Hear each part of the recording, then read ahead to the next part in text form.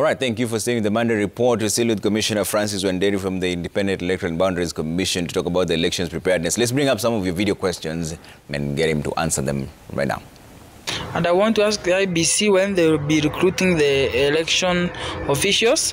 And number two, since the education calendar does not change, how are they going to do that, considering that elections are done in schools? Why is it that in IEBC's election budget is usually very, very high compared to its counterparts within the East African region, taking into account that Tanzania, for example, has a budget of around 700 shillings per person, while in Kenya it is 1,600 shillings per person. Okay, Commissioner. Okay, thank you very much. Yes. Let me go back to the issue raised about the transfer of election returning officers. Yeah. The list of the people who have been transferred to various places has been shared with all the political parties. Okay. And they have 14 days in which to make their own recommendations and voice their concerns. Okay. So, and that will be dealt with together with those of the staff. Okay. By the commission. Then, yes, we are going to recruit election officials at the polling stations. And these election officials will be the presiding officer and the 6 other clerks, including 2 police officers in every polling stations. When? That will be close to the elections, maybe sometimes towards July. That is the time we are going to recruit them. Yeah. And I want to put it this way. Within that period of time, IEBC recruits close to 500,000 staff who are temporary staff who carry out the elections at all the polling stations. And if you can imagine, there will be 2 police officers in every polling station. You're talking about almost, if we are talking about 50,000 polling stations, yeah, you require about 100,000 police officers, okay, and the other staff. Within that period of time, IEBC spends close to 6 billion shillings to pay those temporary workers, okay, which is okay. Now, those election officials, we shall advertise in our website and in all counties and in all constituencies that these people are being recruited, and we will have a criteria for recruiting them. Okay. Now, about the election budget, the cost of the election in Kenya is very high. And that is the cost of our trust, lack of trust among Kenyans. For example, our ballot paper is much more expensive than our currency. All right? And you cannot print our ballot paper here because it will not create confidence. So our cost of elections is more to do with our lack of trust among ourselves. And going forward, yeah, we should engage this nation and the leadership of this country after this election, yeah, in how best we can build trust. One of the ways of building trust among the Kenyans and the electoral process, yeah, is by being transparent, like you are proposing to do, okay, this particular time. All right. Before you answer the next question, there's a caller, Corinne. Corinne, good evening. Good evening, Mr. Trevor. Yes. My name is Corinne from Muruma. Yes, Corinne.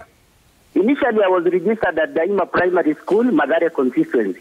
When I went home, I wanted to transfer my vote to Cherangani constituency, that is in Katibora.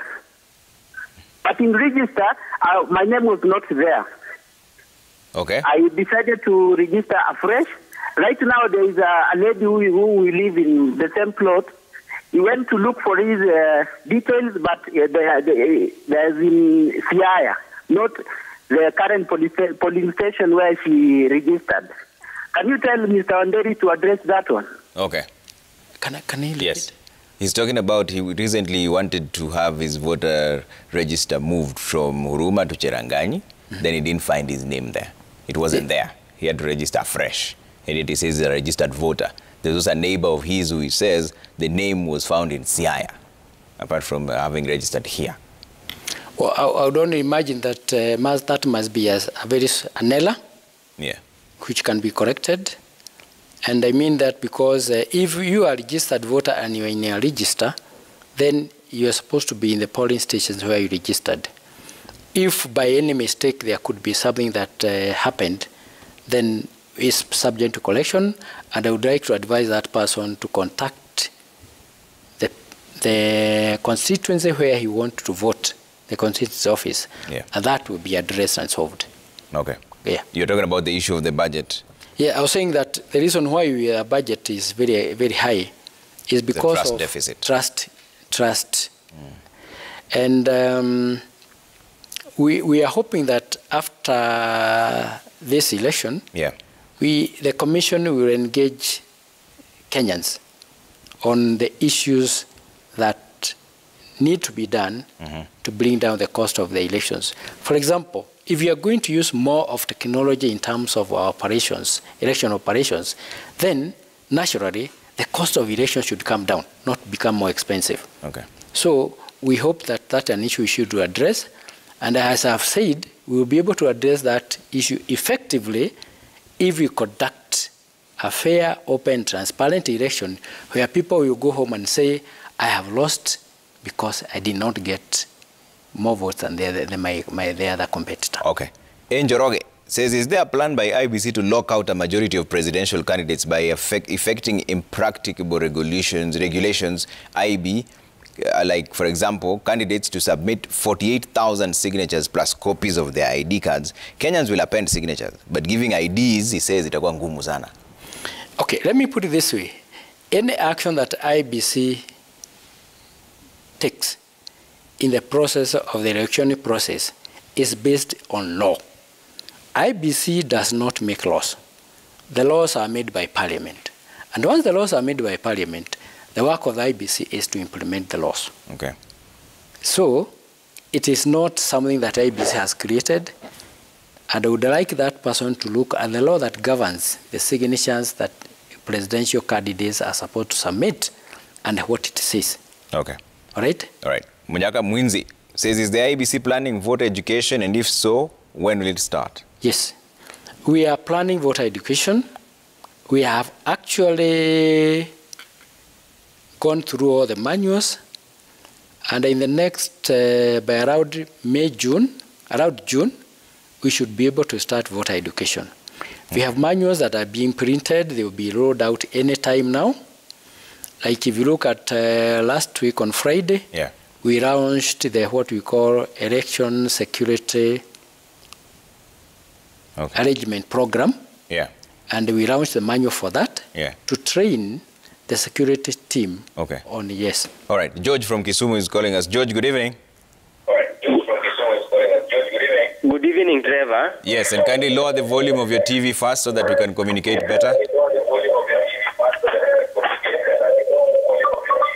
Okay. George, go ahead. I'm George Ngeso, calling from Seme Sub-County. Yes, George. My question is this. Ask Mr. Wanderi, when are they planning to carry out voter verification? Okay. Thank you. All right. Yes. Voter verification. We are going to do that. I have just mentioned earlier on that we have got the auditors, the people, the company to audit the voter register.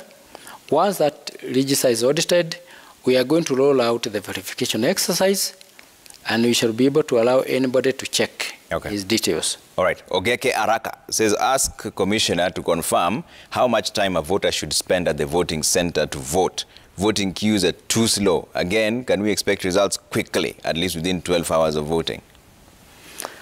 Well, the amount of time that we give to at the polling stations would anticipate that no voter should take more than 3-4 minutes to vote. 4 minutes. But you see, it depends on the voter. Because once we give you the ballots, those people who are illiterate may take a bit of time to identify the person they want to vote for. Those people who are literate, they may be able to, they go in there knowing exactly whom I want to vote for, how to put the mark, and that kind of a thing. So it is not possible to, but we allocate something like if you look at the time, we have 700 registered voters in every polling station. Yeah. And you have given them from 6 to 5 o'clock. Okay. But you know there is that time when people are not coming. In terms of counting, the polling station, once it's closed, they must follow the regulations that are required. There are forms to be filled and all that kind of a process. So you could give them about 2 hours to finish counting. All right. Yeah. Geoffrey Smart says, how is IEBC prepared in case of network problems and bad weather in terms of sharing of results from polling stations to Bomas? The bad weather, that is something that when it happens, will be, depending on where you are, IEBC hires even helicopters to deliver materials, to correct the results, and to facilitate. Yeah. Now, network problem, you know, this is technology. We do not anticipate anything that is going to be detrimental. If there is power failure, all the KIMS kits that are going to be used for elections, they have a backup battery that can be able to facilitate them to work, even if there is no power. All right. Kindly ask Commissioner, when are they publishing the entire voter register? This is Bob Ndolo Owiyo, an aspirant in North Nyakachu Ward, Kisumu County. As soon as we finish the audit, we shall publish and give a copy of the voters register even to Parliament. Okay. Yes. Mudiora Kariara says, kindly ask the good Commissioner to explain the logic behind requiring aspirants to accompany each supporter's nomination signature with the owner's ID copy. It is the law. Okay. All right. Why is voter transfer not done like before, where we had IEBC mobile stations all over the country? That's Dennis Ombati. I'm not aware of a time when IEBC had mobile stations moving all over the country. I'm not aware there was time like that one. Yeah. And I'm old enough to know that there was time like that one, because I participated in the elections for a long time. Yeah. Yeah. I think he's talking about the people who go around registering. No, those clerks that you go registering, they go registering the new people. However, if you want to change your voter from one polling station or one constituency to another, you have to go to the constituency where you want to change to. Okay. That is a procedure so that you take the effort to go and say, I am the one who wants to register in this particular place. All right. Yeah. Commissioner, closing remarks from you. We've run out of time here, but there are too many questions. We couldn't fit all of them. Sure, we'll call you back again. I thank you very much, Trevor, for this moment. I want to assure Kenyans that IEBC is ready to conduct free, fair, and verifiable elections. However, I want everybody to understand, elections are too important to be left to IEBC alone. Every Kenyan, every leader has a role to play to make sure that the elections are conducted in the right way. We want to encourage leaders to talk about peace, peaceful elections, and if anybody has questions that he would want clarified in terms of the election process, let him contact IEBC. Let him not talk in the streets. Okay. We have answers to all the questions that leaders and Kenyans may want to do the elections. Thank you very much. Thank you, Commissioner. Commissioner Francis Wanderi there from the Independent Electoral and Boundaries Commission, speaking to us about election preparedness. 120 days to go as the clock ticks. We'll bring in more IEBC commissioners so that you may ask your questions directly and get the responses directly, like they say, from the horse's mouth. All right? That's where we leave it for now. My name is Trevor Mbija on behalf of everyone who made this possible. Thank you so much for keeping it Citizen TV. Good night for now.